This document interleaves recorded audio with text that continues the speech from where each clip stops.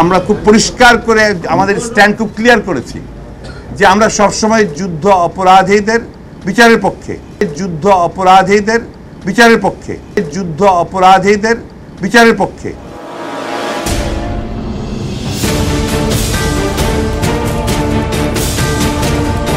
দীর্ঘ 29 দিন সুপ্রিম কোর্টে আব্দুল কাদের মোল্লা সাহেবের মামলা চলেছে। এই 29 দিনের মধ্যে 20 দিন আমি আব্দুল কাদের মোল্লা সাহেবের পক্ষে বক্তব্য রেখেছি। আমাদের সাথে শুধু আমি ছিলাম না, ব্যারিস্টার জামালউদ্দিন সরকার আমাদের সাথে কোর্টে গিয়েছেন, মওদুদ আহমদ সাহেব আমাদের সাথে কোর্টে গিয়েছেন, বারের প্রেসিডেন্ট আমাদের অত্যন্ত সম্মানিত